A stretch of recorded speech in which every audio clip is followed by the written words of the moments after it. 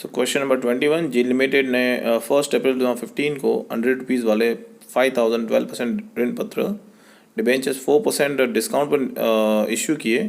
ऋण पत्रों का शोधन जो है 1 लाख रुपए की वार्षिक किस्तों में 31 मार्च 2017 से प्रारंभ किया गया। प्रतिवर्ष अपलिखित की जाने वाली बट्टे की राशि की गणना कीजिए और कंपनी की पुस्तकों में बट्टा खाता बनाइए। आपको मैंने समझा था ये कि जब discount on issue of debentures करते हैं तो उसको एक प्रकार का हमारा कैपिटल लॉस होता है और कैपिटल लॉस को राइट ऑफ करना कंपलसरी है। बिना कैपिटल लॉस को राइट ऑफ किए हम डिबेंचर्स का रिडेम्पशन नहीं कर सकते। और ये हमारा इंस्टॉलमेंट पे हम क्या कर रहे हैं, रिडेम्पशन कर रहे हैं एनुअल ड्राइंग के थ्रू। तो एनुअल ड्राइंग के लिए हम क्या करें, सबसे पहले एक वर्किंग नोट बनाएंगे। इस वर्किंग नोट में हम क्या करेंगे, डिस्काउंट के अमाउंट को कितना राइट ऑफ करना है वो अमाउंट हम लोग क्या करेंगे, फाइंड आउट करेंगे। तो यहाँ पे मैं कॉलम बना रहा हूँ। पहला कॉलम, फर्स्ट कॉलम जो रहेगा वो डेट का रखेंगे, हम लोग ईयर का लिख दें यहाँ पे। और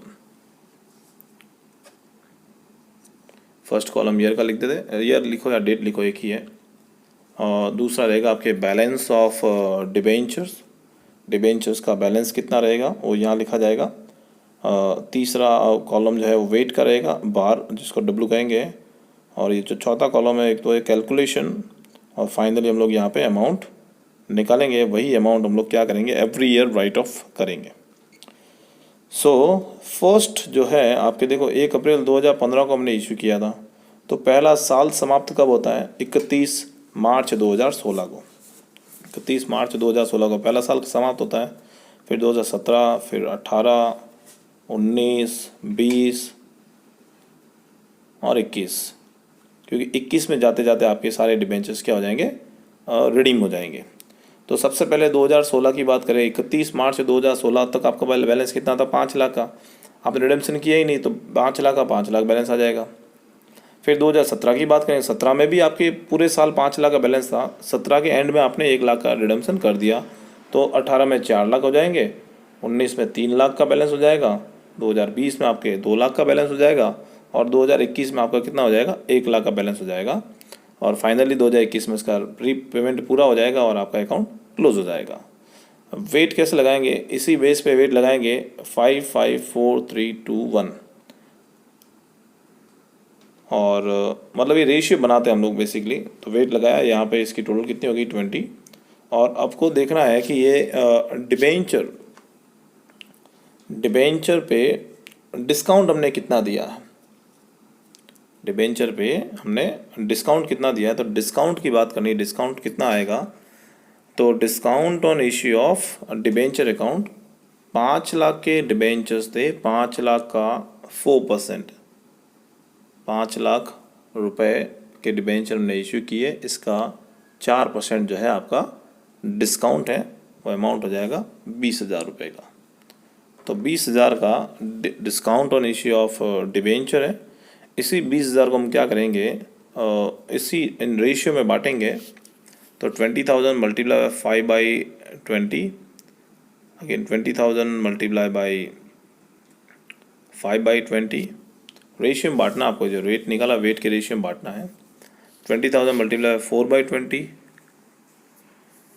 और 20,000 मल्टीप्लाई बाई 3/20, 20,000 मल्टीप्लाई बाई 2/20 और 20,000 मल्टीप्लाई बाई 1/20। सो ये अमाउंट आपके हो जाएंगे जो एवरी ईयर हम राइट ऑफ करने वाले हैं। तो पहले साल का 5,000, दूसरे साल का 5,000, तीसरे साल 4,000 रुपये, चौथे साल के 3,000 रुपये, पाँचवें साल के 2,000 और लास्ट फाइनल ईयर का 1 लाख रुपये, हम लोग 1,000 रुपये हम लोग क्या करेंगे, राइट ऑफ करेंगे। तो ये हमारे अमाउंट्स आ गए। आपके वैसे देखने जाएंगे तो प्रतिवर्ष कितना अपलिखित किया जाएगा, ये आंसर्स भी आप लोग को मिल गए, आपके सामने लिखे हुए हैं। और अभी हम बनाएंगे discount on issue of debentures का account.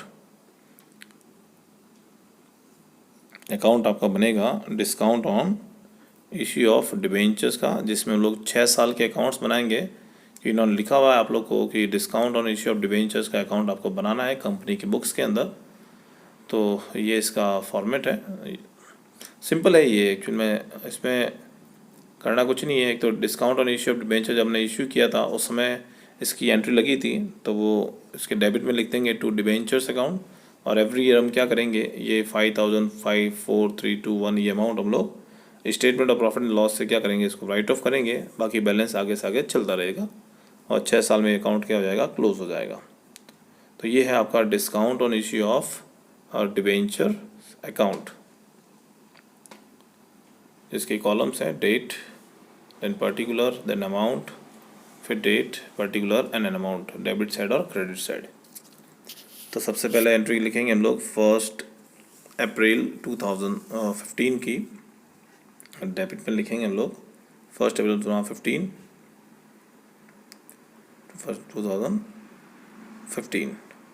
To 12% debentures account. 12% debentures account कितने से आएगा, 20,000 रुपये से। और 31 मार्च 2016 को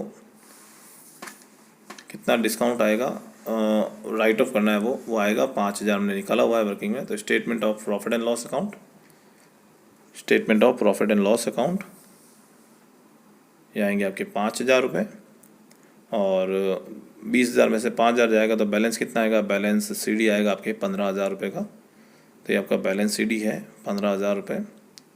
ये पहले साल का अकाउंट क्या हो गया आपके, क्लोज।